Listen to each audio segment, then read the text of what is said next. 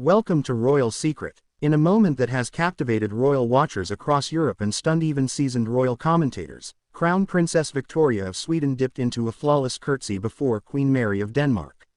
It was more than a graceful bow, it was a seismic shift. A quiet but thunderous statement that echoed through the marbled halls of Scandinavia's royal palaces and signaled something extraordinary: the royal rules have changed. Gone are the days when royal protocol remained the untouched domain of dusty etiquette books and whispered tradition. This wasn't just a polite gesture, it was the unveiling of a new era. And now, all eyes are on Queen Mary, the Australian-born consort who is fast becoming one of Europe's most powerful and respected monarchs. But what made Victoria's curtsy so significant? Why now? And what royal rules are quietly being rewritten behind palace doors? Stay with us as we uncover the untold story behind this elegant moment, because beneath the glittering surface lies a world of strategic gestures, unspoken rivalries, and a royal order being reshaped before our very eyes. It happened in mere seconds, yet those seconds are now being replayed, dissected, and celebrated across the royal sphere. In the grand setting of Kronborg Castle, Crown Princess Victoria of Sweden, dressed in stately elegance, approached Queen Mary of Denmark. As cameras clicked and royal advisors looked on, Victoria lowered into a curtsy, low, poised, and unmistakably deferential. For the untrained eye, it might have seemed like nothing more than a beautiful formality. But royal insiders knew immediately, this was unprecedented. You see, Victoria is no stranger to royal decorum. As heir to the Swedish throne, she is a master of protocol. She knows when to bow, to whom, and in what context. In the past, such gestures between royal equals were measured, often symbolic rather than deeply formal. So why now? Why Queen Mary, and why such precision? The answer lies in three words: recognition, hierarchy, and transformation. To understand the weight of that curtsy, we must first understand Queen Mary's journey. Born Mary Donaldson in Hobart, Tasmania, she was once a marketing executive with little knowledge of European royalty. That all changed the day she met Crown Prince Frederik of Denmark at a Sydney pub during the 2000 Olympics. What followed was a romance for the ages, one that saw Mary step into royal life with grace, intelligence, and unshakable poise. Her transition from commoner to queen consort is already the stuff of legend. But now, as she steps further into her role alongside King Frederick X, Mary is not just surviving monarchy, she is redefining it. Queen Mary has emerged as a beacon of modern royalty.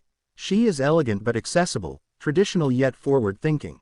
And most notably, she has cultivated immense respect from her royal peers, not just in Denmark, but across Europe. So when Crown Princess Victoria curtsied, it was more than respect. It was recognition of Queen Mary's newfound stature, not just as a consort, but as a leading figure in the evolving order of royalty. Royal protocol is famously complex. Centuries of monarchy have created an intricate dance of gestures, titles, and formalities. While some rules are publicly known, like when to bow or how to address a monarch, others exist purely in tradition, interpreted differently depending on each royal house. For decades, curtsies between royals were dictated not just by rank, but by circumstance. A future queen like Victoria wouldn't typically curtsy deeply to another queen consort unless that consort held particular influence or status. This is where things become fascinating. Queen Mary is no longer just the wife of a king, she is now seen as one of Europe's most respected royal leaders. The Danish monarchy, with its recent transition from Queen Margrethe II to King Frederick X, has elevated Mary to a new plane of visibility and power. This elevation hasn't gone unnoticed by other royal families. Crown Princess Victoria's curtsy was an acknowledgement of that. It told the world that Mary isn't just part of the new royal order, she's helping to lead it. According to royal insiders, nothing in royal life is truly spontaneous. From seating arrangements at dinners to the placement of a brooch, everything carries meaning. So was Victoria's curtsy planned. Sources close to the Swedish court suggest that the gesture was intentional, carefully chosen, possibly even rehearsed. Not because of insecurity or formality, but because of what it symbolized. It was, they say, a diplomatic act, a nod not only to Mary's role as queen, but to the strength of the bond between Denmark and Sweden. These two nations, long linked by blood and history, are experiencing a new kind of alliance, driven by strong women in power. And Victoria, ever the stateswoman, knew exactly how to communicate that unity, through posture, presence, and a perfect curtsy. Denmark and Sweden share more than geography. Their royal families are deeply intertwined. Queen Margrethe II of Denmark and King Carl XVI Gustaf of Sweden are cousins. Princess Estelle and Prince Christian, future heirs, are growing up as part of a pan-Scandinavian royal generation. Victoria and Mary have long shown mutual admiration. They've appeared together at state events, charity galas, and even private family occasions. But this curtsy marks a turning point. It wasn't just about protocol, it was about publicly honoring that connection in a time of great royal transition. With Queen Margrethe's abdication earlier this year and Queen Mary stepping into the spotlight, the moment was ripe for Victoria to signal her support. The message was clear. Denmark and Sweden stand united, and the women leading them are more influential than ever before. This brings us to the heart of the matter. What are the new royal rules? Traditionally, royal hierarchy has been rigid. Monarchs outrank heirs. Male monarchs often receive more deference than female ones. Consorts, even queens. To truly understand why Victoria's curtsy was more than protocol, we must return to the woman at its center, Queen Mary. Her ascent to power was not the meteoric rise of a royal born into a dynasty, but the deliberate climb of a woman who has mastered every stage of transformation with intention and discipline. Mary's journey is the stuff of royal fairy tales, but with a twist. She wasn't swept off her feet into a life of castles and crowns.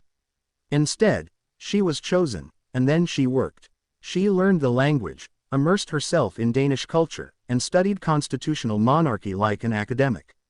What followed were 2 decades of slow, consistent evolution. Every public appearance, every charitable patronage, every diplomatic trip, another brick laid in her quiet foundation of royal authority. And when Queen Margrethe II abdicated, Mary didn't merely step into her role as consort to the new king, she stepped into an era. One defined not by tradition alone, but by progress, symbolism, and strength. So, when Victoria, herself the future Queen of Sweden, executed that flawless curtsy, it wasn't just to the wife of a king. It was to a woman who had become a force of monarchy.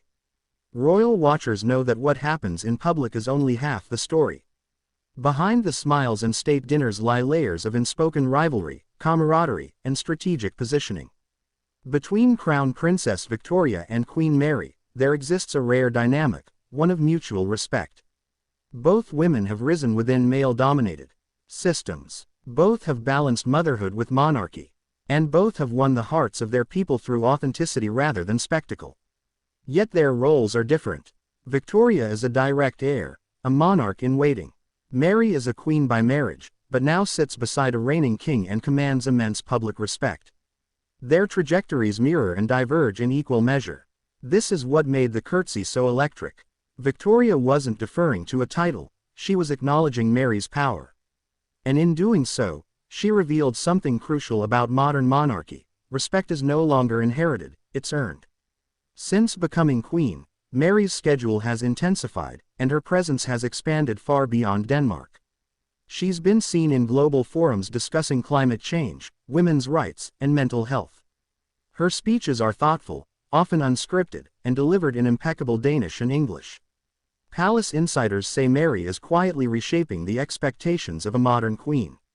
Unlike the purely ceremonial roles of previous generations, Mary is governing influence, an unelected diplomat with moral authority. One senior diplomat who attended a recent UN summit noted, "When Queen Mary walks into the room, she commands the same presence as a head of state. She's not just representing Denmark, she is leading Denmark's voice. And this leadership hasn't gone unnoticed." Victoria's curtsy was a public recognition of the influence Queen Mary has cultivated behind closed doors, an acknowledgement not just of status, but of substance. The significance of 2 women, one a queen, one a future queen, engaging in such a symbolic act cannot be overstated. For centuries, monarchy has been dominated by men. Kings ruled, princes governed, and queens were often relegated to ceremonial or reproductive roles. But today, the landscape is changing. Across Europe, royal women are stepping into leadership roles with increasing visibility and impact. Queen Letizia of Spain is a prominent journalist turned queen who frequently engages in human rights diplomacy. Queen Maxima of the Netherlands, a former banker, is an economic advisor to the UN. And now, Queen Mary of Denmark and Crown Princess Victoria of Sweden are stepping into that same sphere of influence. Victoria's curtsy wasn't just about one queen, it was about all women in monarchy. It was a signal that power, when wielded with grace and purpose, transcends tradition. Within minutes of the footage surfacing, the curtsy scene went viral. On social media, it was clipped, looped, analyzed, and even mimicked.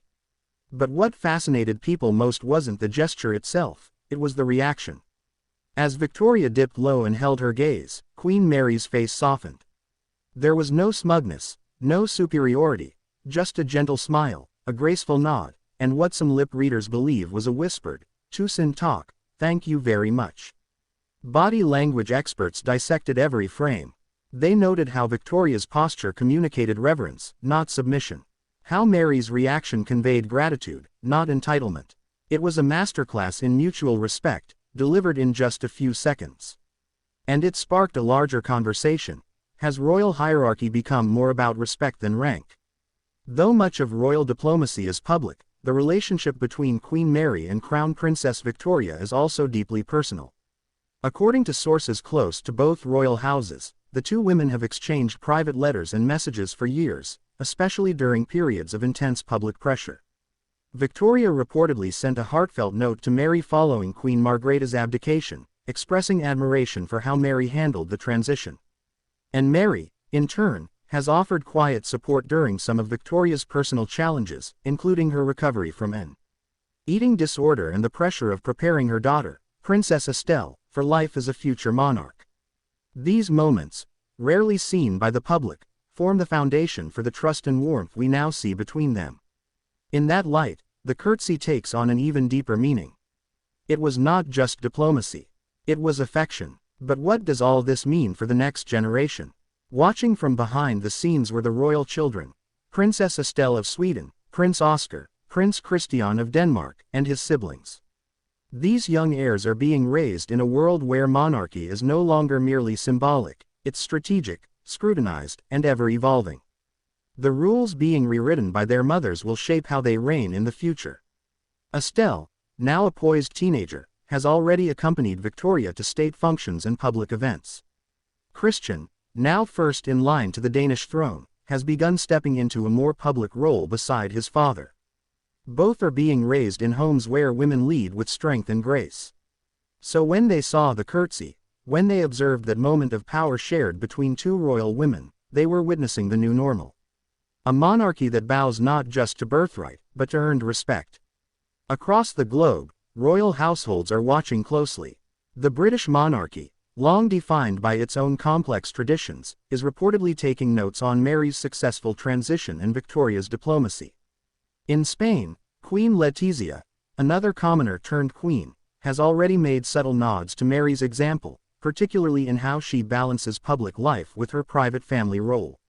Even in Monaco, where Princess Charlene has struggled with public expectations, there's renewed interest in how the Danish and Swedish models of monarchy could inspire change. Royal experts suggest that we are witnessing a quiet continental shift, where protocol is evolving to reflect modern values. And at the center of that evolution are women like Mary and Victoria. To be continued. We've now seen the layers of meaning behind Victoria's curtsy. But in part 3, we'll reveal how Queen Mary's image is being carefully shaped behind the scenes, explore the royal advisors guiding this transformation, and look at the media machine propelling Mary into the spotlight of modern monarchy. We'll also examine the challenges and criticisms she faces, and whether this power can last. But before we go, in a world where respect is earned and power is constantly shifting, could Queen Mary become the most influential royal woman of our time? Thanks for watching.